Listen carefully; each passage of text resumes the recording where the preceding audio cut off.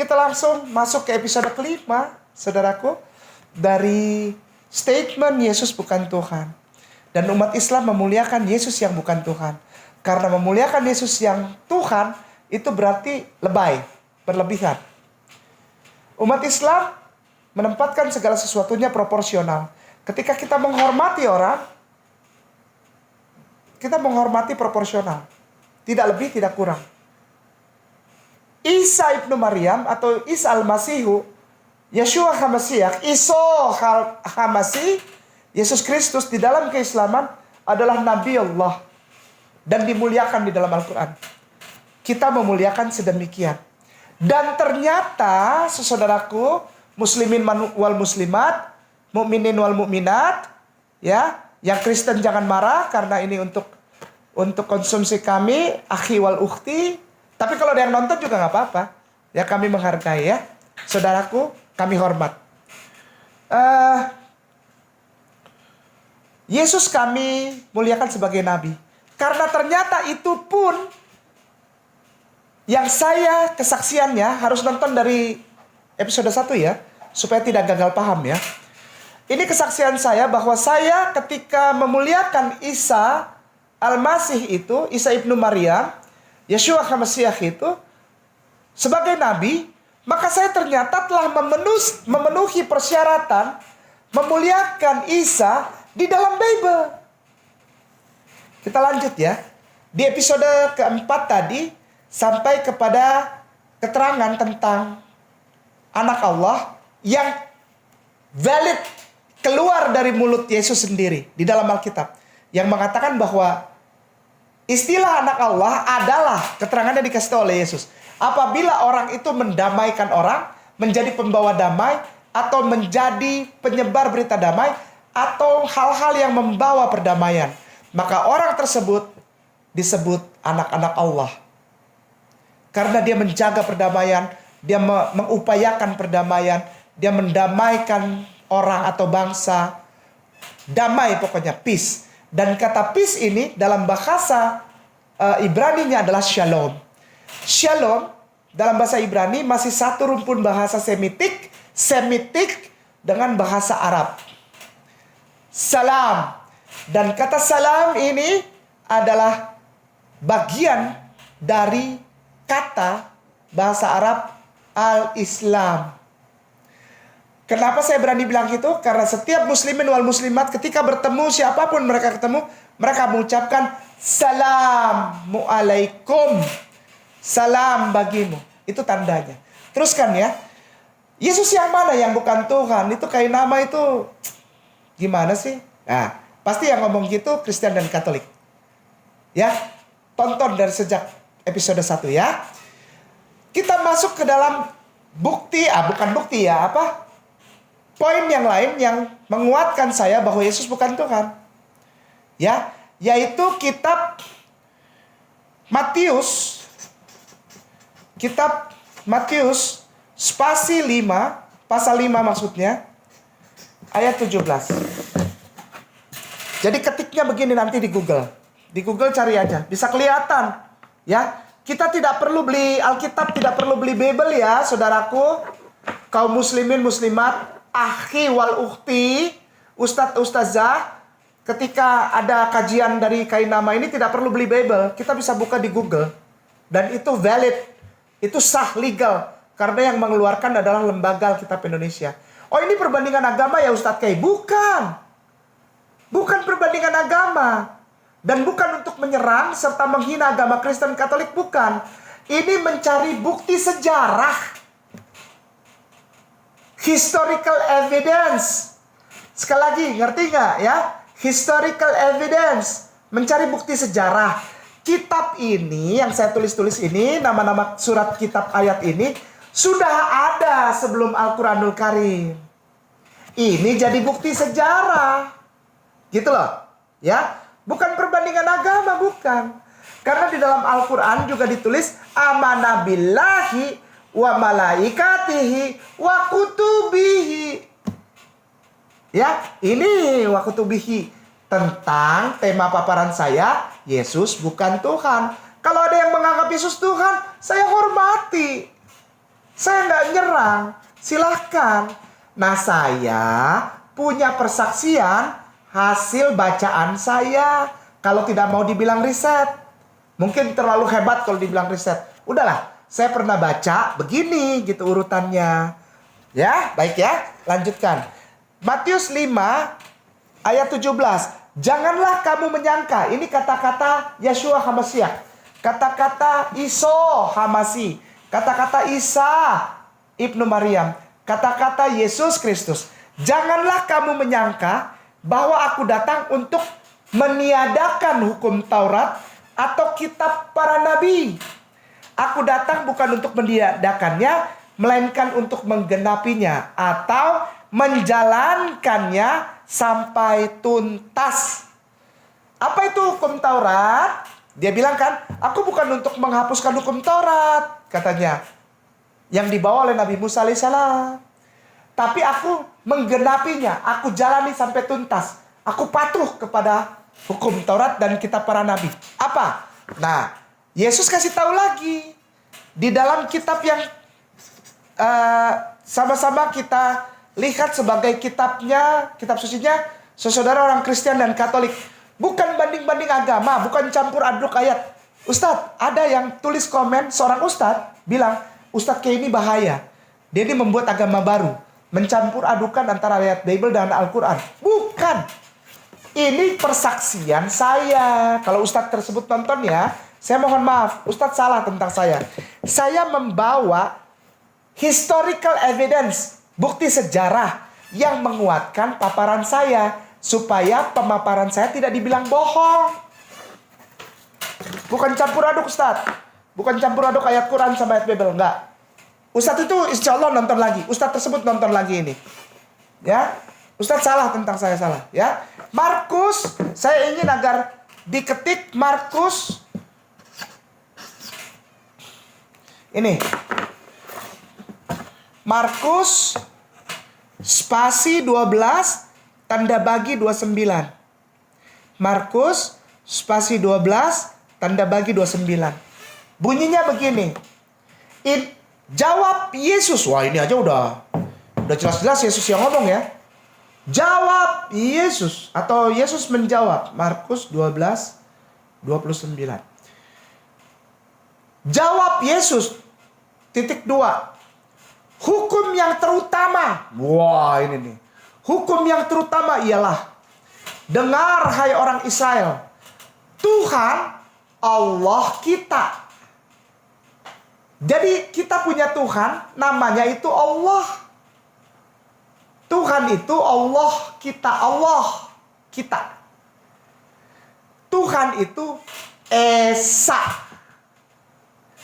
Bahasa aslinya, bahasa Ibraninya terambil dari kitab Devarim. Pasal 6 ayat 4. Begini bunyinya. Shema Yisrael. Ayat ini ayat paling suci ini. Dibilangnya ayat Shema. Shema Yisrael. Adonai Elohenu. Adonai Ehad katanya. Yesus ngomong. Adonai Elohenu. Tuhan kita itu Allah loh. Dia ngomong ke saudaranya Bani Israel. Hai Bani Israel. Kalau di dalam Al-Quran ditulis begini ya.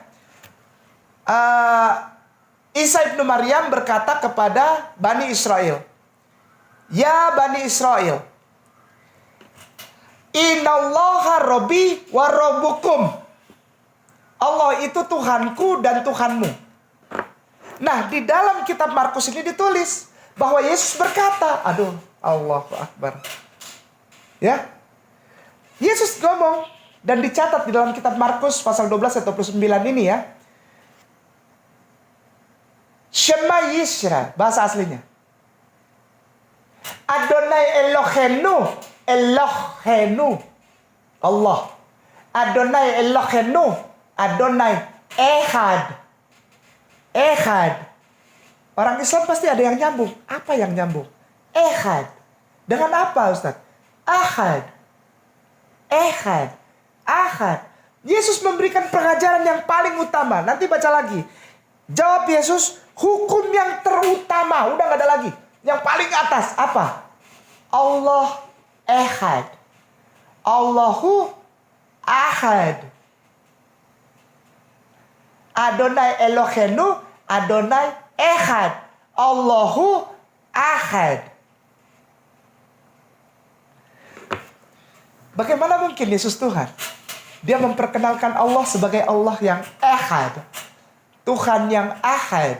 Ehad. Mari kita lanjut cepat. Cepat.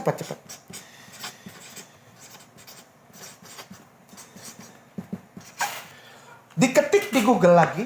Ketik di Google. Yohanes pasal 17 ayat 3. Yohanes pasal 17 ayat 3. Sudah? Yohanes pasal 17 ayat 3. Ya. Yohanes pasal 17 ayat 3.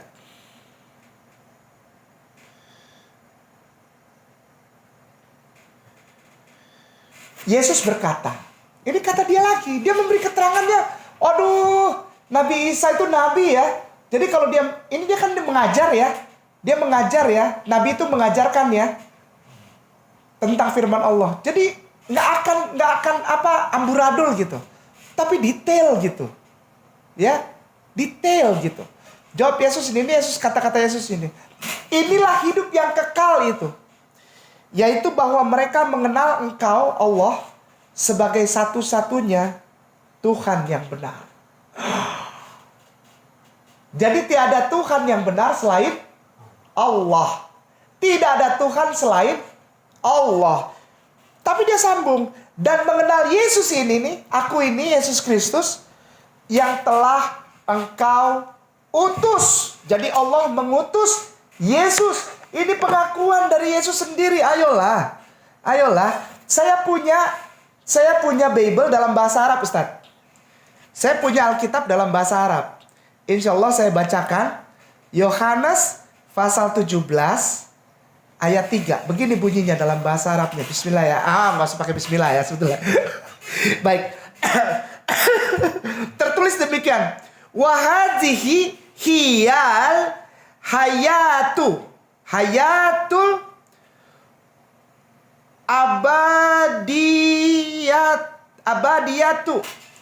abadi maksudnya, abadiyatu, hidup yang kekal. Hayati abadiyatu, abadiyah. Jadi hayat yang abadiyah, ya. Hazihi, inilah, ya. Inilah hidup yang abadi katanya. Ya rifuka, karena ini bukan tulisan Al-Quran, jadi ya ya rifuka antal ilahal hakiki ya wahdaka wa yashu'a al-masihal ladzi arsaltahu. Arsaltahu kata dasarnya rasul. Ya. Jadi yang benar itu Allah, la ilaha illallah, Isa Rasulullah. Ini pengakuan Yesus.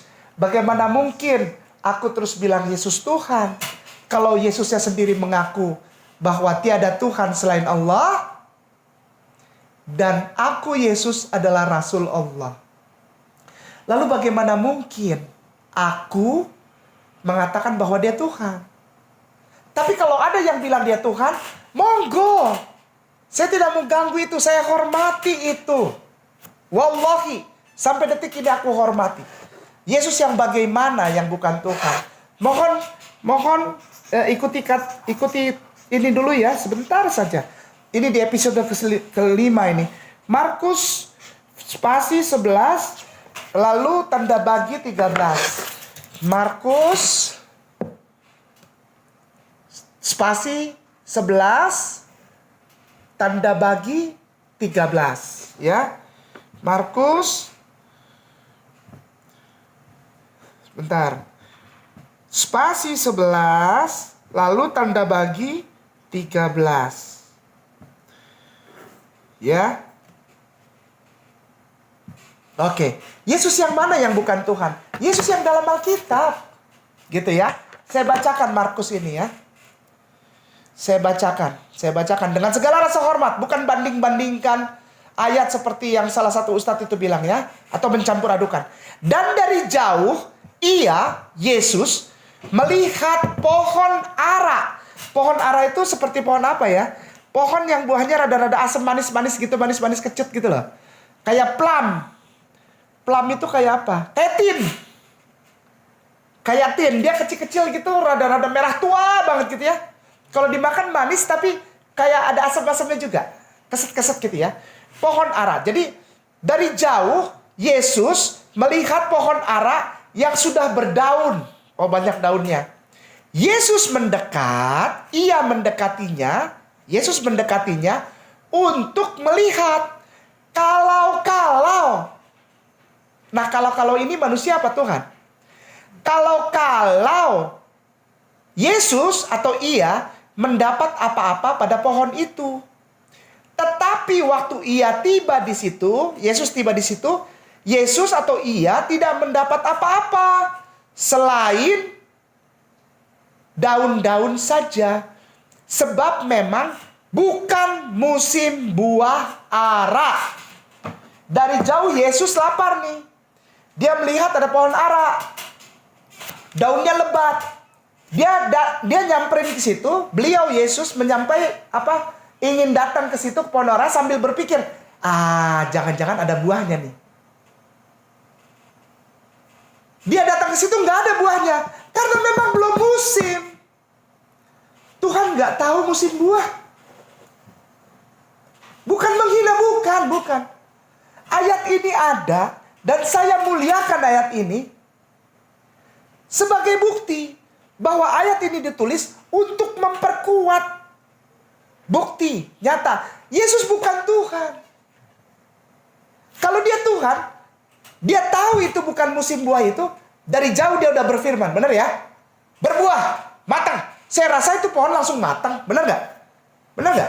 Karena dia Tuhan. Tapi ini enggak. Dia dari jauh dia lihat gitu. Dia pengen makan, lapar. Tuhan lapar? Kan gak boleh. Saya nggak tahu siapa yang menghina Tuhan di sini. Kalau saya memuliakan Yesus, karena memang dia adalah manusia dan dimuliakan sebagai manusia yang mulia, Rasulullah, Nabi Allah dia, ya. Saya muliakan dia. Dia dari jauh lihat ada pohon lebat buahnya, pohon ara tuh. Ada buahnya nggak ya? Kok dia nggak tahu? Dia datengin nggak ada. Dia marah. Sampai sekarang terkenal pohon itu kering karena dikutuk oleh Yesus. Loh. Sampai sekarang masih ada itu pohon di sana. Masih ada. Dan pohon itu terkenal karena dikutuk oleh Yesus. Kering sampai sekarang. Hidup, tapi kering. Gak ada daunnya. Hidup, tapi kering. Loh, kenapa harus marah-marah? Kan memang bukan musim buahnya. Pohon itu gak salah. Gitu. Ini menunjukkan bahwa Yesus adalah seorang manusia. Lanjut. Lukas 24 tanda bagi 41 sampai 42. Jadi ketiknya begini. Lukas spasi 24. Ya benar ya. Lukas spasi 24 tanda bagi 41 strip 42. Saya bacakan ya dengan segala rasa hormat ya, jangan marah. Sekali lagi saya menjaga perasaan, janganlah marah ya, nggak boleh marah ya. Lukas, tunggu. Lukas 24. Ya, Lukas 24 ayatnya yang ke-41 sampai 42. Bentar. Lukas 41 bunyinya begini. Dan ketika mereka belum percaya karena girangnya. Untuk ayat ini nanti kita bikin episode sendiri. Dan masih heran, berkatalah ia, maksudnya Yesus, ia berkata kepada mereka, Yesus berkata kepada mereka, adakah padamu makanan di sini? Kalau seumpamanya saya datang ke tempat Ustadz Wawan, Jam setengah 12 malam. Saya ketok, Assalamualaikum. Assalamualaikum. Siapa tuh? Lalu Ustadz Wawan buka pintu dan melihat saya dalam keadaan lusuh. Lusuh, dekil. Terus saya bicara, Assalamualaikum Ustadz. Lalu Ustadz Wawan menjawab, Waalaikumsalam ya Ustadz K. Lalu saya bilang, Ustadz, adakah makanan di sini? Artinya saya apa? Lapar. Tuhan boleh lapar dan lapar gitu. Bertanya kepada manusia, Tuhan bertanya ada makanan enggak? Ini hal yang bagaimana ya? Sangat absurd gitu ya. Tuhan bertanya kepada manusia, ada makanan enggak? Karena dia lapar.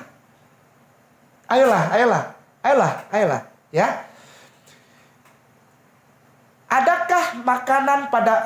Adakah padamu makanan di sini? Lalu mereka, manusia-manusia ini hawariyin atau murid Yesus ini hawariyin, lalu mereka memberikan kepadanya sepotong ikan goreng. Jangan marah kepada saya. Saya kalau makan lebih kepada ikan. Ustadz di Sahabat Yamima tahu dan dimanapun Ustadz sudah tahu. Kainama itu sangat suka sama ikan. Kenapa? Saya orang Ambon. Orang Ambon tuh makannya mau daging apa steak yang paling mahal. Kalau ada ikan dia pilih ikan. Ya. Dan ternyata Yesus, maaf, bukan menghina, bukan. Ini bacaan aja. Muridnya tahu bahwa dia sangat gemar makan ikan goreng. Saya nggak tahu dikasih bumbu atau enggak, dikasih sambal dabu-dabu atau sambal apa, nggak tahu saya. Tapi di sini tidak ada tulisan sambal. Ya, mungkin dia dibakar atau digoreng dikasih bumbu kecap. Saya nggak tahu lah. Pokoknya ini ikan goreng. Ya. Dan di ayat 43 ia mengambilnya dan memakannya di depan mata mereka. Kenapa ketiga ayat ini ada? Agar nyata sama orang-orang sekarang, dia bukan Tuhan.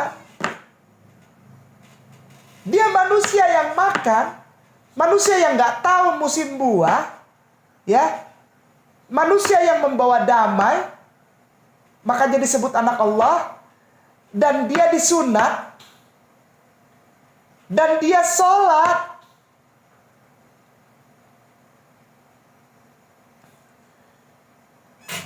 Kita sambung di episode ke-6 sebagai episode penutup. Barakallahu fikum. Assalamualaikum warahmatullahi wabarakatuh.